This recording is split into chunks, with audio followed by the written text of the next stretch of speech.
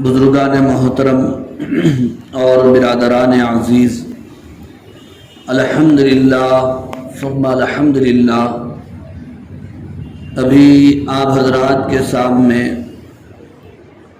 سورہ ابراہیم کی آیت نمبر 37 تلاوت کرنے کی سعادت عظمیٰ حاصل کی گئی ہے۔ بزرگوں اور میرے عزیز دوستو، یہ آیت کریمہ بھی حضرت ابراہیم علیہ نبینا علیہ السلام کی سیرت سے تعلق رکھتی ہے۔ حضرت ابراہیم علیہ نبینا علیہ السلام جب اللہ تبارک و تعالی نے آپ کو آزمانا چاہا تو یہ حکم فرمایا کہ اپنے شیر خوار بچے یعنی دودھ پیتے حضرت اسماعیل علیہ السلام کو اور اپنی بیوی حضرت حاجرہ علیہ السلام کو وادی غیر ذی زرع میں چھوڑ دو۔ چنانچہ حضرت ابراہیم علیہ نبینا علیہ السلام نے اللہ تعالیٰ کے حکم سے ملک شام سے آنن فانن سفر فرمایا اور وادی غیر ذی زرع جہاں آج خانہ کعبہ موجود ہے اور مکہ مکرمہ موجود ہے، اس وادی غیر ذی زرع میں بے آب و گیاہ میدان میں لق و دق صحرا میں جہاں نہ آدم تھا نہ آدم زاد تھا، نہ دانا تھا نہ پانی تھا، دور دور تک کسی انسان کا نام و نشان موجود نہیں تھا، وہاں پر اللہ تعالیٰ کے حکم سے اس وادی میں ان پہاڑیوں میں اپنی بیوی کو اور شیرخوار بچے کو چھوڑ دیا اور اللہ تعالیٰ کے حکم کی تعمیل اور اطاعت اس انداز سے فرمائی کہ چھوڑ کر اپنی بیوی کو یہ بتانا بھی گوارا نہیں کیا کہ میں تمہیں کیوں چھوڑ رہا ہوں، اور تسلی دینا بھی اتنی بھی تاخیر نہیں فرمائی، چھوڑ دیے اور فوراً سواری سے واپس پلٹ پڑے۔ اور ادھر حضرت حاجرہ بار بار آواز دے رہی تھی اور یہ سوال کر رہی تھی اپنے شوہر سے اور حضرت ابراہیم خلیل اللہ سے کہ آپ مجھے یہاں پر کیوں چھوڑے جا رہے ہو؟ مجھے تو چھوڑو، کم از کم اپنے اس دودھ پیتے اور کمسن بچے کا آپ نے کیا خیال کیا؟ لیکن جب حضرت ابراہیم علیہ نبینا علیہ السلام کی طرف سے کوئی جواب نہیں آیا اور پلٹ کر بھی حضرت ابراہیم علیہ السلام نے نہیں دیکھا، تو اس وقت حضرت حاجرہ خود پوچھنے لگی اور یہ سوچنے لگی کہ ابراہیم خلیل اللہ ہیں، اتنی بے وفائی مجھ سے نہیں کر سکتے، ہو سکتا ہے یہ اللہ ہی کا حکم ہو۔ تو پوچھنے لگی حضرت ابراہیم علیہ السلام سے، کیا آپ کو یہ اللہ کا حکم ہے؟ تو تب حضرت ابراہیم علیہ السلام نے اس بات میں سر ہلایا اور کہا کہ ہاں، اللہ تعالیٰ کے حکم کی تعمیل میں تمہیں یہاں پر چھوڑ کر جا رہا ہوں۔ تب حضرت حاجرہ کی زبان سے یہ جملہ نکلا کہ اللہ تعالیٰ ہمیں ضائع اور برباد نہیں فرمائیں گے، اور جس اللہ نے نمرود کی آگ میں ابراہیم کی حفاظت کی ہے، وہی اللہ اس بے آب و گیاہ لق و دق صحرا اور جنگل میں ابراہیم کی بیوی اور بچے کی حفاظت کرے گا۔ بزرگوں اور عزیز دوستو، اس کے بعد جب پہاڑیوں کی آڑ میں حضرت ابراہیم علیہ السلام آ گئے تو وہاں پر ایک ایسی دعا آپ نے فرمائی کہ علماء اکرام بیان فرماتے ہیں کہ جس کی وجہ سے شاید کروبیاں اور فرشتوں کے جگر بھی پھٹ جائے۔ وہی دعا اس آیت کریمہ میں اللہ تعالیٰ نے نقل فرمائی۔ دعا کیا ہے؟ ربنا، اے ہمارے پروردگار، انی اسکنت من ذریتی، بے شک میں نے بسا دیا۔ اسکنت یہ فعل ہے، اس کا ترجمہ یہ ہوتا ہے کہ میں نے ٹھہرا دیا، بسا دیا۔ میں نے بسا دیا من ذریتی، میری نسل کو، میری اولاد کو، میری ذریت کو۔ ذریت سے مراد یہاں پر ظاہر میں اسماعیل ہے اور حضرت اسماعیل ہے، یعنی حضرت حاجرہ اور حضرت اسماعیل علیہ السلام ہے۔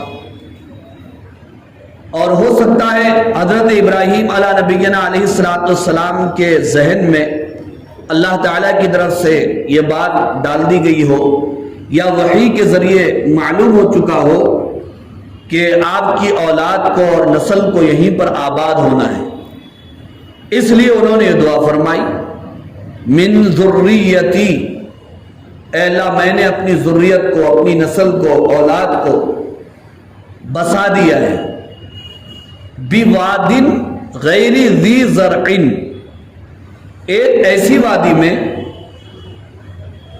جو غیر ذی زرع ہے۔ غیر ذی زرع کا مطلب جہاں کاشت نہ ہوتی ہو، کھیتی نہ کر سکتے ہو، بنجر زمین، پہاڑی علاقہ، ریتیلی زمین، نہ پانی ہے، نہ دانا ہے، نہ انسان ہے، نہ آدم ہے، نہ آدم زاد ہے، لق و دق صحرا ہے، چاروں طرف ہو کا عالم ہے، سناٹا طاری ہے۔ ایسی جگہ میں اپنی نسل کو، ذریت کو، خاندان کو، بیوی بچے کو اے الہ آپ کے حکم پر چھوڑ دیا اور وہاں پر رکھ دیا ہوں، من ذریتی بواد غیر ذی زرع، میں اپنی ذریت کو چھوڑ چکا ہوں ایسی وادی میں جو غیر ذی زرع ہے۔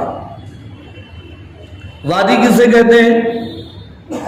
وادی کہتے ہیں دونوں پہاڑوں کی درمیان کی جگہ وادی کہا جاتا ہے۔ اب وہ وادی ذی زرع بھی ہو سکتی ہے، زرخیز بھی ہو سکتی ہے، بنجر بھی ہو سکتی ہے، لیکن وہ بنجر تھی، غیر ذی زرع تھی، آباد نہیں تھی۔ اسی لیے حضرت ابراہیم علیہ نبینا علیہ السلام نے فرمایا غیر ذی زرع، ایسی وادی جو غیر ذی زرع ہے میں اپنی اولاد کو چھوڑ رہا ہوں۔ عند بیتک المحرم، آپ کے احترام والے گھر کے پاس۔ وہاں پر بیت اللہ اس وقت موجود نہیں تھا، لیکن حضرت ابراہیم علیہ السلام اپنی دعا میں بیت اللہ کا حوالہ دے رہے ہیں، تو اس کا مطلب یہ ہوا، مفسرین فرماتے ہیں کہ حضرت ابراہیم علیہ السلام کو وحی کے ذریعے سے بتایا جا چکا تھا کہ جس جگہ آپ اپنی بیوی اور بچے کو چھوڑ رہے ہیں اسی جگہ بیت اللہ موجود ہے، اور بیت اللہ کی تعمیر کی تاریخ آپ جانتے ہیں۔ بیت اللہ کب سے؟ جب سے دنیا آباد ہے تب سے بیت اللہ ہے، بلکہ دنیا کی آبادی کا آغاز یا پھر زمین کا آغاز بیت اللہ سے ہوا ہے۔ آدم علیہ السلام نے سب سے پہلے بیت اللہ کی تعمیر فرمائی، پھر اس کے بعد وہ تعمیر حضرت نوح علیہ السلام کے دور میں ایسا طوفان آیا جس کی زد سے کوئی چیز نہیں بچ سکی، حتیٰ کہ بیت اللہ بھی طوفان نوح کی زد میں آ گیا اور منہدم ہو گیا، یہاں تک کہ ریت میں، مٹی میں دب کر ظاہر میں بے نام و نشان ہو گیا، نظر نہیں آتا تھا۔ اور اللہ تعالیٰ کو بیت اللہ کو پھر سے آباد کرنا تھا اور اس کی تعمیر اپنے محبوب پیغمبروں کے ذریعے سے کرنا تھا، تو اللہ نے اس کی ایک شکل و صورت بنائی۔ سب سے پہلے حضرت ابراہیم علیہ السلام کو حکم ہوا کہ آپ اپنی بیوی بچے کو اس جگہ چھوڑ دیجیے۔ حضرت ابراہیم علیہ السلام کو وحی کے ذریعے بتایا جا چکا، اس لیے حضرت ابراہیم علیہ نبینا علیہ السلام نے اپنی دعا میں بیت اللہ کا حوالہ بھی دیا کہ میں اپنی بیوی اور بچے کو وادی غیر ذی زرع میں آپ کے گھر کے پاس چھوڑ رہا ہوں، عند بیتک المحرم، آپ کے احترام والے گھر کے پاس، حرمت والے گھر کے پاس، مکہ مکرمہ اور حدود حرم، اور اسی طرح بیت اللہ وہ مقام اور مرتبہ ہے، وہ جگہ ہے جسے حرمت والی جگہ کہا گیا۔ حرمت والی جگہ سے پراتی ہے، حرمت والی جگہ تو مسجد عرفات بھی ہے اور مسجدیں بھی ہیں، لیکن بیت اللہ کو جو حرمت والی جگہ کہا گیا، حرمت والا مقام کہا گیا، وہ اس لحاظ اور حساب سے کہا گیا کہ حدود حرم میں آپ کو اتنا احترام اس جگہ کا کرنا لازم اور ضروری ہوتا ہے، شکار نہیں کر سکتے، وہاں کی گھاس نہیں اکھاڑ سکتے، وہاں آپ کسی کا قتل نہیں کر سکتے، اتنی پرامن جگہ ہے، اسی لیے اس کو محرم کہا جاتا ہے۔ فرمایا عند بیتک المحرم۔ اب یہاں پر میں آپ کو ایک اور بات جو مفسرین نے بتائی ہے بتاتا ہوا چلوں۔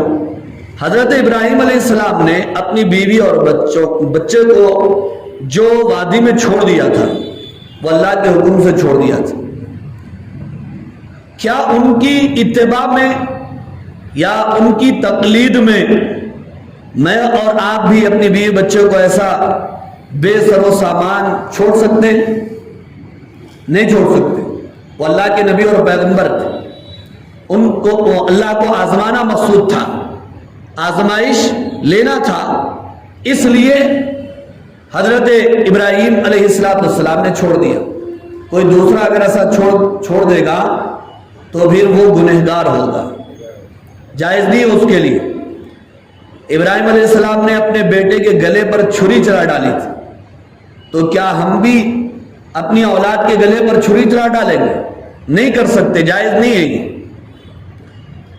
اور اسی طرح حضرت ابراہیم علیہ السلام جس وقت اپنی بیوی اور بچے کو اس وادی غیر ذی زرع میں چھوڑ رہے تھے تو کچھ خرچہ بھی دیا تھا، کھجوروں کی ایک تھیلی اور پانی کا ایک مشکیزہ حضرت ہاجرہ کے حوالے کیا تھا۔ تو اس سے بات معلوم ہوتی ہے کہ اسباب کا اختیار کرنا یہ بھی ایمان کے خلاف نہیں، یقین کے خلاف نہیں ہے۔ آپ سے جتنا ہو سکے اتنا آپ اسباب اختیار کریں، لیکن اللہ کی ذات پر بھروسہ رکھیں۔ حضرت ابراہیم علیہ السلام نے یہی کیا۔ پھر اس کے بعد دعا بھی کر رہے ہیں۔ معلوم یہ ہوا کہ بندہ جب اللہ کے حکم کی تعمیل کرتا ہے اور اطاعت و فرما برداری والی زندگی گزارتا ہے، اس کے بعد اپنا دامن اللہ کی بارگاہ میں پھیلاتا ہے، تو اسے اللہ کی مدد و نصرت اور حمایت ضرور بھی ضرور حاصل ہوتی ہے، ضرور حاصل ہوتی ہے۔ لیکن شرط یہ ہے کہ پہلے وہ اللہ کے حکم کو بجانا ہے، جیسا کہ حضرت ابراہیم علیہ السلام نے فرمایا۔ اس کے بعد دعا فرمائی، اس کے بعد اللہ تعالیٰ کی مدد آئی۔ کیا ہوا؟ چند دن کے بعد کھجور کی تھیلی سے آخری کھجور ختم ہو گئی اور پانی کے مشکیزے سے آخری بوند ختم ہو گئی، اور حضرت اسماعیل علیہ السلام پانی پینے کے لیے، اپنی پیاس بجھانے کے لیے اپنے پیروں کو رگڑنے لگے۔ ویسے ماں ہوتی ہے ممتا، بے چین و بے قرار، حضرت ہاجرہ ادھر ادھر نظر دوڑانے لگے۔ ایک طرف صفا پہاڑ تھا اور دوسری طرف مروہ پہاڑ تھا، اور دونوں کے بیچ میں وہ وادی تھی جہاں یہ ماں اور بیٹے رہ رہے تھے، تو بے چینی کے عالم میں حضرت ہاجرہ دوڑی، صفا پہاڑ پر چڑھی اور ادھر ادھر نظر دوڑائی، کوئی نظر نہیں آیا۔ پھر فوراً بھاگ کر بچے کے پاس آئی، پھر وہاں رکی، پھر دوڑ کر مروہ پہاڑ پر چڑھی، پھر وہاں پر دیکھنے لگی، کوئی نظر نہیں آیا، پھر بچے کے پاس آئی، وہاں پر رکی، پھر صفا۔ اس طرح حضرت ہاجرہ علیہ السلام نے 7 مرتبہ چکر لگایا اور دوڑی۔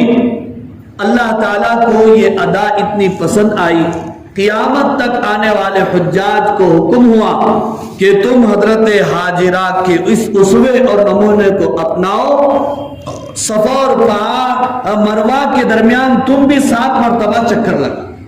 7 مرتبہ چکر لگانے کے بعد غیب سے آواز آئی، حضرت ہاجرہ کو گھبرانے کی ضرورت نہیں ہے، تمہارے بچے کی پیاس بجھانے کے لیے اللہ کی مدد آنے والی ہے۔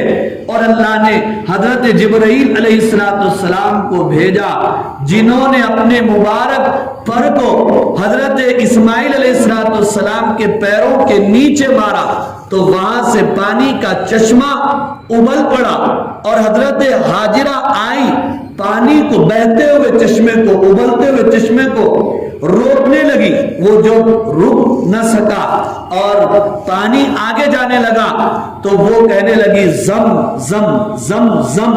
عربی زبان میں زمزم کے معنی آتے ہیں رک جا، تھم جا، ٹھہر جا، تو تب وہ پانی وہیں پر تھم گیا، رک گیا۔ اسی لیے آپ صلی اللہ علیہ وسلم نے ارشاد فرمایا کہ اللہ تعالیٰ حضرت ہاجرہ پر رحم فرمائے، اگر وہ زم زم نہ کہتی تو زمزم پوری دنیا کے اندر پھیل جاتی اور جاری ہو جاتی۔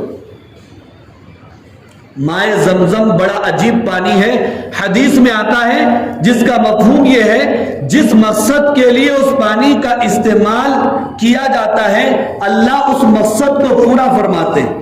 کسی کو بھوک لگے، وہ پانی اپنی بھوک کو مٹانے کے لیے پیے تو اس کی بھوک کافر ہو جاتی ہے۔ کسی کو پیاس لگے، وہ اپنی پیاس بجھانے کے لیے پانی پیے، اس کی پیاس مٹ جاتی ہے۔ اسی لیے اگر کوئی بیمار اپنی بیماری کی شفا کے لیے اس پانی کو پیے تو انشاءاللہ ضرور اس سے شفا اور تندرستی حاصل ہوتی۔ مائے زمزم پیتے وقت کی جو دعا ہے وہ کیا ہے؟ یہی تو ہے نا، اللہم انی اسألوکا علما نافعا رزقا جو ہے واسعا وشفاء من کل داء۔ اے اللہ میں علم نافع مانگتا ہوں اور وسیع رزق مانگتا ہوں اور ہر بیماری سے شفا مانگتا ہوں۔ آج بھی زمزم موجود ہے تو یہ دعا پڑھو۔ زمزم پینے کا طریقہ کیا ہے؟ عام پانی تو آپ بیٹھ کر پیے، یہ سنت ہے، لیکن مائے زمزم، آب زمزم جب پینا ہو تو کھڑے ہو جانا چاہیے سنت میں، اور برہنہ سر پہ پینا چاہیے، قبلہ روح ہونا چاہیے، اور یہ دعا پڑھنا چاہیے۔ بڑی مفید جامع دعا ہے، اللہ رزق بھی دیں گے، علم نافع بھی دیں گے، صحت و تندرستی بھی دیں گے انشاءاللہ۔ کیوں؟ یہ پانی برکت والا کیوں ہے؟ برکت والے پیروں کے نیچے سے نکلا ہے، برکت والے پروں سے نکلا ہے، اور حضرت ہاجرہ کی دعا کا یہ ثمرہ اور نتیجہ ہے، تو اس کے اندر برکت نہیں ہوگی، اس میں خیر نہیں ہوگا، اس سے علم نافع حاصل نہیں ہوگا، اس سے تندرستی نہیں ملے گی، ضرور ملے گی، لیکن یقین شرط ہے، ایمان شرط ہے۔ اسی لیے علامہ اقبال نے کہا نا، خرد نے بھی کہہ دیا لا الہ تو کیا حاصل، دل و نگاہ مسلمان نہیں ہے تو کچھ بھی نہیں ہے۔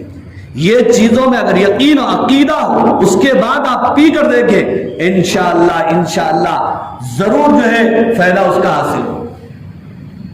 تو بہرحال بزرگوں اور عزیز دوستو، یہ دعا حضرت ابراہیم علیہ نبینا علیہ السلام نے فرمائی۔ کب؟ جب اپنی بیوی اور بچے کو انہوں نے وادی غیر ذی زرع میں چھوڑ دیا۔ اب یہ دعا فرمائی، آگے کیا ہے؟ ربنا انی اسکنت من ذریتی بواد غیر ذی زرع عند بیتک المحرم اے میرے پروردگار میں اپنی اولاد کو وادی غیر ذی زرع میں آپ کے محترم گھر کے پاس چھوڑ رہا ہوں. اب اولاد کے لیے، بیوی بچے کے لیے دعا مانگنا ہے اللہ سے، تو کون سی دعا مانگنا ہے؟ میں اور آپ ہوتے تو کہتے کہ اللہ شیر ببر وغیرہ کھا لیں گے، دیکھ لیجئے جان کی حفاظت کر لیجئے، ضائع مت کیجئے. لیکن حضرت ابراہیم علیہ السلام نے ایسی جگہ، ایسی ضرورت کی جگہ، پر خطر جگہ، جو سب سے پہلی دعا مانگی، کیا دعا مانگی؟ وہ یہ دعا مانگی کہیں اس جنگل و بیابان میں رہ کر یہ نماز کو نہ چھوڑ دے، نماز کو نہ چھوڑ دے. وادی غیر ذی زرع ہے، نہ پانی ہے نہ کھانے کو ہے، اس چکر میں پڑھ کر میرا خاندان کہیں نماز سے غافل نہ ہو جائے. میں یہ دعا کر رہا ہوں، یہ میری بیوی کو بھی اور بچے کو بھی، اور یہ جب آگے چلیں گے ان کی نسل چلے گی، ان سے ایک قوم پیدا ہوگی، ان سے لے کر کے آگے تک پیدا ہونے والی قوم، وہ سب سے پہلے اے اللہ کھانا پانی وہ بات کی بات ہے، لیکن سب سے پہلے اے اللہ ان کو نماز کا پابند بنا. اس لیے نماز ہے تو صبح ہے، نماز ہے تو کاروبار بھی ہے، نماز ہے تو صحت بھی ہے، نماز ہے تو عزت بھی ہے، نماز ہے تو گناہوں سے حفاظت بھی ہے، نماز ہے تو اللہ سے تعلق بھی ہے، نماز ہے تو علم بھی ہے، نماز ہے تو پورا ایمان ہے، پورا اسلام کا ہے. سب سے پہلے جو دعا مانگی تو کون سی مانگی؟ نماز کی پابند.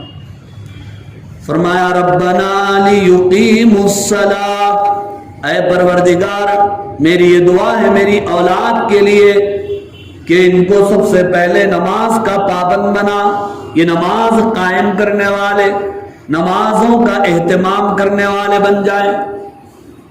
اہتمام، وقت پر پہنچنا اور باجماعت نماز پڑھنا، یہ نماز کے احترام میں اور اہتمام میں شامل. لیقیموا الصلاۃ.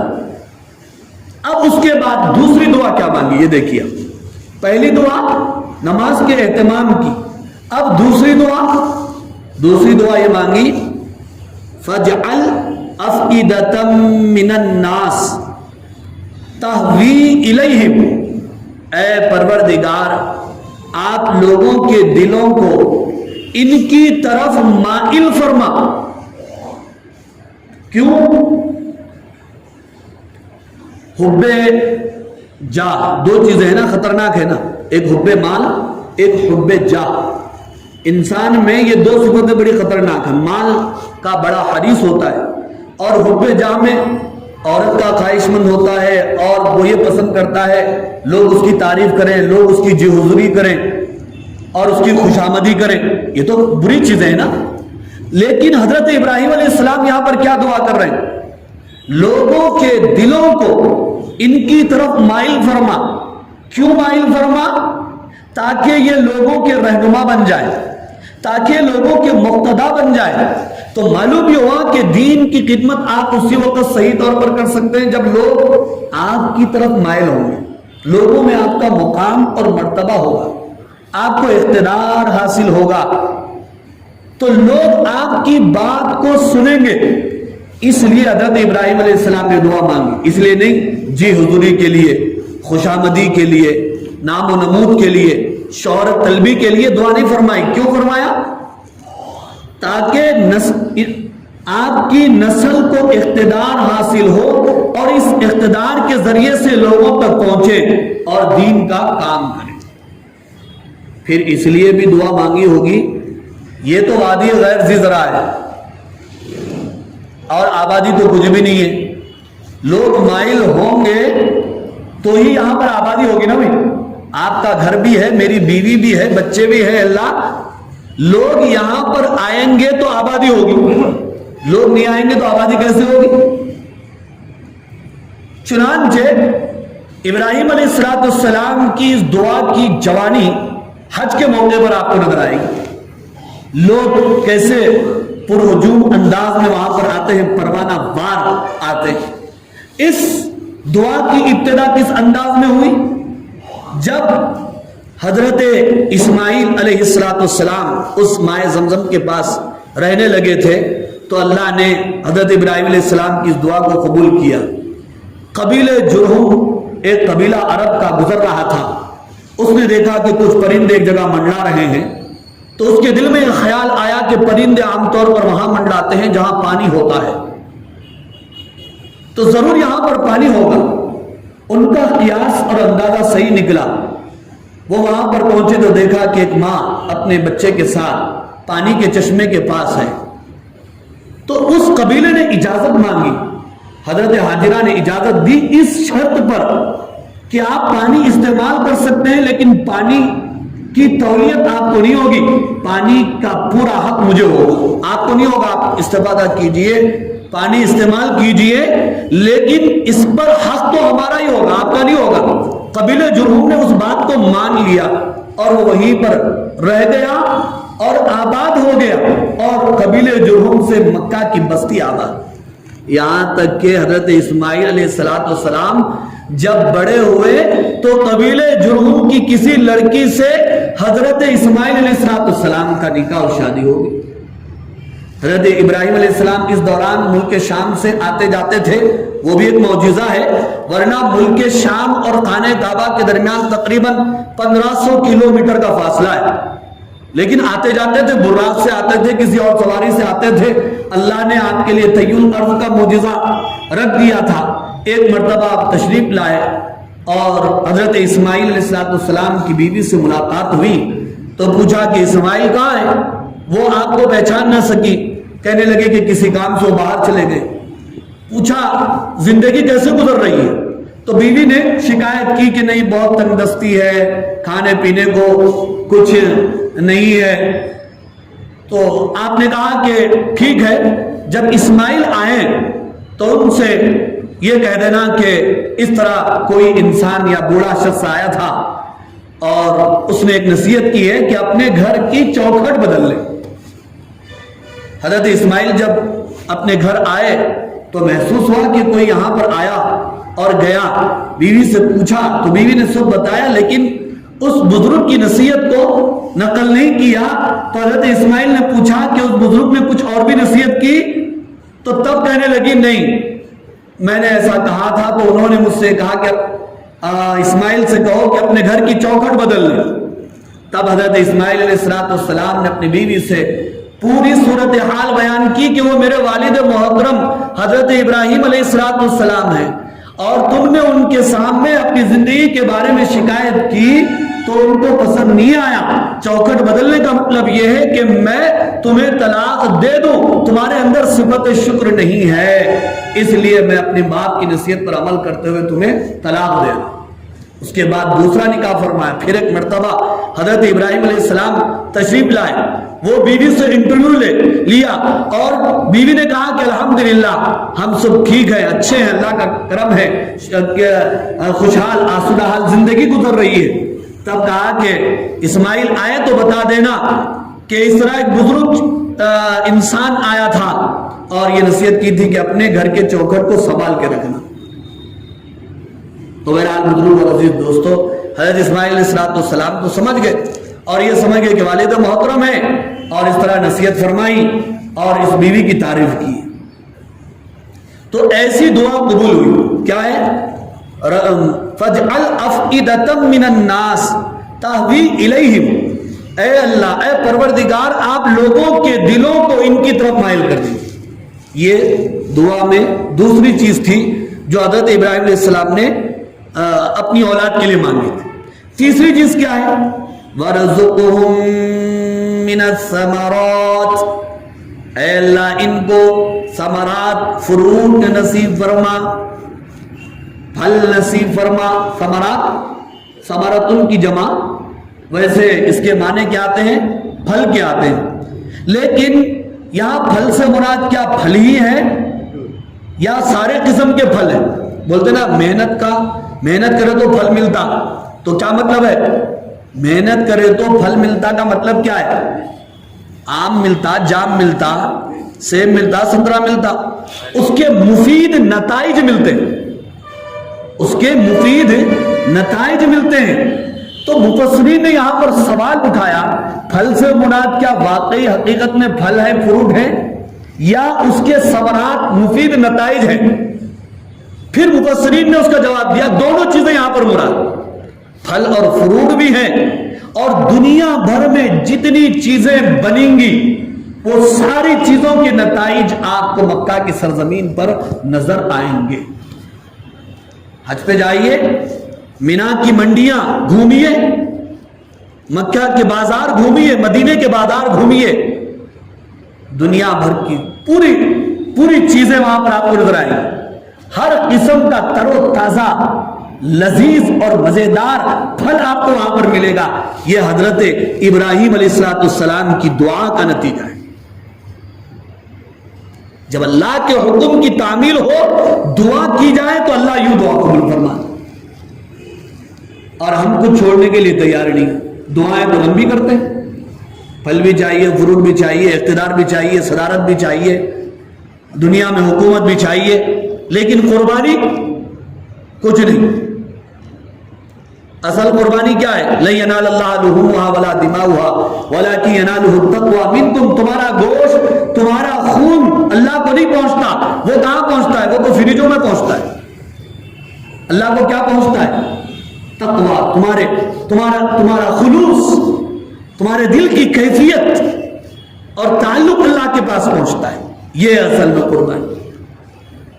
और बाद मुफस्सिरीन ने यहां तक लिखा कि अल्लाह ताला ने हजरत इब्राहिम अलैहिस्सलाम की ये दुआ कि अल्लाह इनको समरात नसीब फरमा, फल और फ्रूट नसीब फरमा। तो अब वो तो बंजर जमीन है। आज भी आप देख रहे, जो लोग हज के लिए गए, उम्रे के लिए गए, वो आप मक्का से लेकर मदीने का सफर कीजिए, एक सायादार दरख्त भी आपको नजर नहीं आए। दरख्त तो दूर की बात है, सायादार दरख्त नजर नहीं आए। या तो रेतीली जमीन देखने को मिलेगी या नोकीले पत्थर आपको देखने को मिलेंगे। लेकिन उसके बावजूद अल्लाह ने दुआ कैसे कबूल फरमाई? बाद मुफस्सिरीन ने फरमाया कि ये शहर ताइफ जो बड़ा जरखेज है, सरसब्ज और शादाब है, ये असल में मुल्क शाम में था। अल्लाह ने फरिश्तों को हुक्म दिया तो फरिश्तों ने मुल्क शाम से शहर ताइफ को उठा करके मक्के के आसपास में लाकर के रख दिया। हो सकता है, अल्लाह के लिए क्या मुश्किल है? तो मुश्किल है क्या? कोई मुश्किल नहीं है। अल्लाह ने हुक्म दिया, बिन बाप के ईसा अलैहिस्सलाम पैदा हो गए, तो ये ताइफ को उठा करके मुल्क शाम से लाकर मक्के में बसाना अल्लाह के लिए क्या मुश्किल है? इन्नल्लाह अला कुल्ली शैइन कदीर, हर चीज पर कुदरत रखने वाली जात अल्लाह की। लेकिन यहां पर एक और बड़े मजे की बात, बड़े नुक्ते की बात, हज़रत इब्राहिम अला नबीना अलैहिस्सलाम ये भी दुआ कर सकते थे। क्या? अल्लाह ये बंजर जमीन है, इसको आप जरखेज बना दे, इस काबिल बना दे, इस रेतीली जमीन को आप काबिले काश्त बना दे। ये दुआ कर सकते थे? नहीं कर सकते। लोगों को लाने की जरूरत नहीं थी, फल फ्रूट को बाहर से मंगाने की जरूरत नहीं थी। अल्लाह मक्के की जमीन बंजर है, आप दुआ कर दीजिए जरखेज बन जाए, काबिले काश्त बन जाए। ये दुआ हज़रत इब्राहिम अलैहिस्सलाम कर सकते थे? नहीं कर सकते थे। अगर वो कर देते तो अल्लाह भी मक्के की सरजमीन को काबिले काश्त बनाते? नहीं बनाते? बना देते। लेकिन इब्राहिम अलैहिस्सलाम ने क्या सोचा? अपनी औलाद को मैं ये झंझट में क्यों डालूं? अगर ये काश्त में लग जाएगी, तवाफ कौन करेगा? आने वाले हाजियों की खिदमत कौन करेगा? और इबादत कौन करेगा?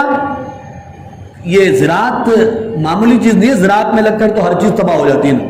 नमाज गई, रोजा गया, इबादत गई, दीन गया।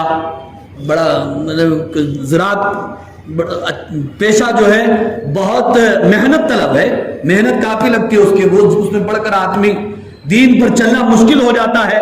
तो इब्राहिम अलैहिस्सलाम ने सोचा कि मैं इसी जमीन के लिए दुआ कर दूंगा तो मेरी नस्ल तो वही किसान बन जाएगी, इसलिए दुआ नहीं की। नहीं, दूसरी जगह से लोग आए, दूसरी जगह से इनके लिए रोजी का इंतजाम हो, फिर ये आपकी इबादत में लग जाए। तो दुआ भी थोड़ा सोच समझ कर करना चाहिए। ہم لوگوں کو دعا کرنے جو مانگے وہ دل میں بس ہونا تو ہونا، یہ ہونا وہ ہونا، تو سوچ سمجھ کر دعا کرنا چاہیے۔ فرمایا وَرْزُقْهُم مِّنَ الثَّمَرَاتِ، اے اللہ ان کو ثمرات نصیب فرما، فروٹ اور پھل نصیب فرما۔ اب سوچنے کی بات یہ ہے، حضرت ابراہیم علیہ نبی علیہ السلام نے اپنی نسل اور اولاد کے لیے دین بھی مانگی، دنیا بھی مانگا، تو معلوم یہ ہوا کہ دین تو مانگنا محمود ہے، بہتر ہے، لیکن اولاد کے لیے دنیا مانگنا بھی کوئی بری بات نہیں ہے، کوئی بری بات نہیں ہے۔ لیکن مانگنا کیوں چاہیے؟ کیا اس لیے مانگنا چاہیے کہ میری اولاد کے پاس پیسہ ہو، دولت ہو، اقتدار ہو تو وہ دنیا پر راج کرے اور غرور کرتی پھرے، تاکہ میری موت کے بعد بھی میری اولاد کے ذریعے میرا نام دنیا میں روشن ہو، اس لیے مانگنا چاہیے۔ فرمایا لعلہم یشکرون،